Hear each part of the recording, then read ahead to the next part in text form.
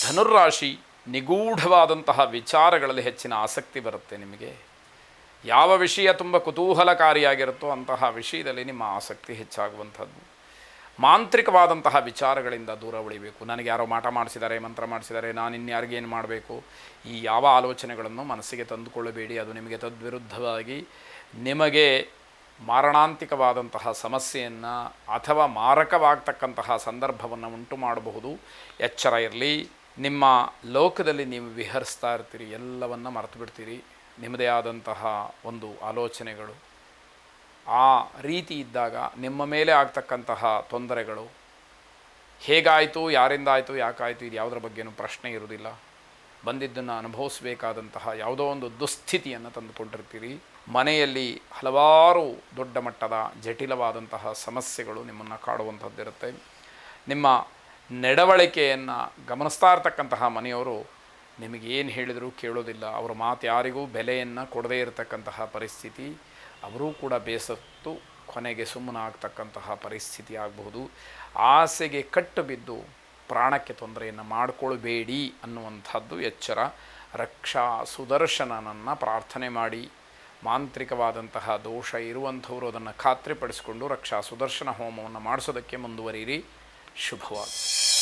ಮಕರ ರಾಶಿ, ತುಂಬ ಕಷ್ಟಪಟ್ಟು ಕೆಲಸವನ್ನು ಮಾಡ್ತೀರಿ. ಆದರೆ ಪರಿಶ್ರಮಪಟ್ಟು ಮಾಡಿದಂತಹ ಕೆಲಸದಿಂದ ನಿಮಗೆ ಮನಸ್ಸಿಗೆ ಸಮಾಧಾನ ಇರೋದಿಲ್ಲ, ನಿಮಗೇ ತೃಪ್ತಿ ಇರೋದಿಲ್ಲ. ನಾನು ಇನ್ನಷ್ಟು ಮತ್ತಷ್ಟು ಏನಾದ್ರು ಮಾಡಬೇಕಾಗಿರುತ್ತು ಅನ್ನುವಂಥದ್ದು ಒಂದು ಕಡೆ. ಆದರೆ ಎಷ್ಟು ಕಷ್ಟಪಟ್ಟರೂ ಕೂಡ ಯಾವ ಫಲವೂ ಇಲ್ಲ ಅನ್ನುವಂತಹ ಬೇಸರ ಮತ್ತೊಂದು ಕಡೆ. ಹೀಗೆ ನನ್ನ ಕೆಲಸದಲ್ಲಿ ಏನಾದರೂ ಬದಲಾವಣೆ ಆಗಬೇಕಾ ಅನ್ನುವಂಥದ್ದೆಲ್ಲ ನಿಮಗೆ ಪ್ರಶ್ನೆಯಾಗಿ ಉಳಿತಕ್ಕಂಥದ್ದು. ನಿಮ್ಮ ಪ್ರತಿಸ್ಪರ್ಧಿಗಳು ನಿಮ್ಮ ಮುಂದೆ ದುರ್ಬಲರಾಗ್ತಾರೆ. ಅದು ಒಂದು ರೀತಿಯಲ್ಲಿ ಸಮಾಧಾನ ನಿಮಗೆ.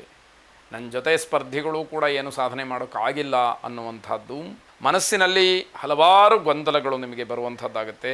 ಹಿರಿಯರ ಆರೋಗ್ಯ ವ್ಯತ್ಯಾಸ ಏನಿದೆ ಅದು ನಿಮ್ಮ ಮನಸ್ಸನ್ನು ವಿಕಾರ ಮಾಡಿಬಿಡುತ್ತೆ, ವಿಕೃತಗೊಳಿಸಿಬಿಡುತ್ತೆ. ಶುದ್ಧವಾದಂತಹ ಪರಿಶುಭ್ರವಾದಂತಹ ಮನಸ್ಥಿತಿ ಆತಂಕಕ್ಕೆ ಒಳಗಾಗುವ ಹಾಗೆ ಮಾಡ್ತಕ್ಕಂಥದ್ದು. ಸಾಯಂಕಾಲದ ಸಮಯ ಏನಿದೆ ಅದು ಚೆನ್ನಾಗಿರೋದಿಲ್ಲ. ಮನೆಯಲ್ಲಿ ಅಶಾಂತಿ. ಕುಲದೇವತಾ ಪ್ರಾರ್ಥನೆಯನ್ನು ಮಾಡಿ. ಶುಭವಾಗಿ.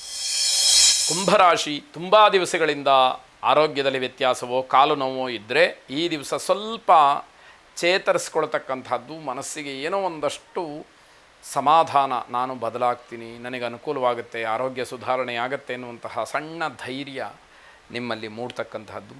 ವಿದ್ಯಾರ್ಥಿಗಳು ತಮ್ಮದಲ್ಲದೇ ಇರತಕ್ಕಂತಹ ತಪ್ಪಿಗೆ ಶಿಕ್ಷೆಯನ್ನು ಅನುಭವಿಸಬೇಕಾಗತ್ತೆ. ಯಾರೋ ತಪ್ಪು ಮಾಡಿರ್ತಾರೆ, ನೀವು ಆ ತಪ್ಪಿನ ಶಿಕ್ಷೆಯನ್ನು ಅನುಭವಿಸಬೇಕಾಗುತ್ತೆ.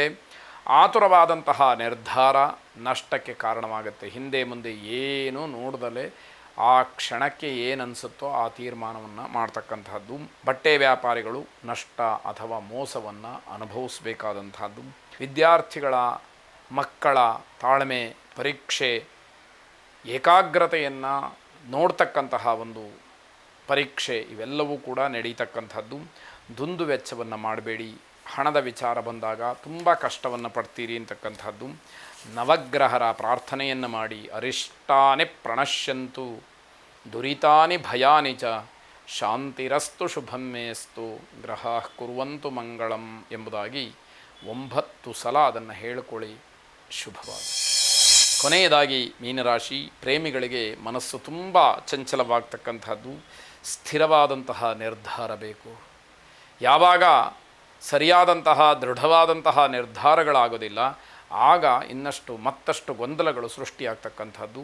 ನಿರ್ಧಾರವನ್ನು ಮಾಡಲಿಕ್ಕೆ ಆಗದೇ ಇರುವಂತಹ ಪರಿಸ್ಥಿತಿ ಒದಗಿ ಬರುವಂಥದ್ದಾಗತ್ತೆ. ಪಶ್ಚಾತ್ತಾಪ ಪಡಬೇಕಾದಂತಹ ಯಾವ ಕೆಲಸಕ್ಕೂ ಮುಂದಾಗಬೇಡಿ. ಏನೋ ನಾನು ತಪ್ಪು ಮಾಡಿದ್ದೀನಿ, ಅದಕ್ಕೆ ಪ್ರಾಯಶ್ಚಿತ್ತ ಮಾಡ್ಕೊಳ್ತೀನಿ, ಪಶ್ಚಾತ್ತಾಪ ಪಡ್ತೀನಿ, ಪ್ರಯೋಜನ ಇಲ್ಲ. ಮಾಡೋದಕ್ಕೆ ಮುಂಚೆ ಆಲೋಚನೆ ಇದ್ದರೆ ಅದು ಯೋಗ್ಯವಾದಂಥದ್ದು ಅಂತ ಅರ್ಥ. ಜನ ನಿಮ್ಮ ವ್ಯವಹಾರಗಳನ್ನು ಗೇಲಿ ಮಾಡ್ತಾರೆ, ಯಾವ ಅನುಭವ ಅನ್ನುವ ರೀತಿಯಲ್ಲಿ ಮಾತನ್ನು ಆಡ್ತಾರೆ ಅಂತ ಅರ್ಥ. ನಿಮ್ಮ ಮಹತ್ತರವಾದಂತಹ ಆಲೋಚನೆಗಳನ್ನು ಸ್ನೇಹಿತರ ಜೊತೆ ಹಂಚಿಕೊಳ್ಳಬೇಡಿ, ಅದು ಪ್ರಯೋಜನಕ್ಕೆ ಬರೋದಿಲ್ಲ. ಇನ್ನಷ್ಟು ಮತ್ತಷ್ಟು ಹಾಸ್ಯಕ್ಕೊಳಗಾಗ್ತೀರಿ ಅನ್ನುವಂಥ ಸಂದರ್ಭ. ಶರೀರದಲ್ಲಿ ಏನೋ ಪೌಷ್ಟಿಕಾಂಶದ ಕೊರತೆಯೋ ಅಥವಾ ಇನ್ಯಾವುದೋ ಸಮಸ್ಯೆ ಇದ್ದು ಶಾರೀರಿಕವಾಗಿ ತುಂಬ ದುರ್ಬಲರಾಗ್ತೀರಿ. ನಿಮ್ಮ ಆರೋಗ್ಯದಲ್ಲಿ ವ್ಯತ್ಯಾಸಗಳು ಆಗ್ತಾ ಇದೆ ಅನ್ನುವಂತಹ ಅನುಭವ ನಿಮಗೆ ಬರುವಂಥದ್ದಾಗತ್ತೆ.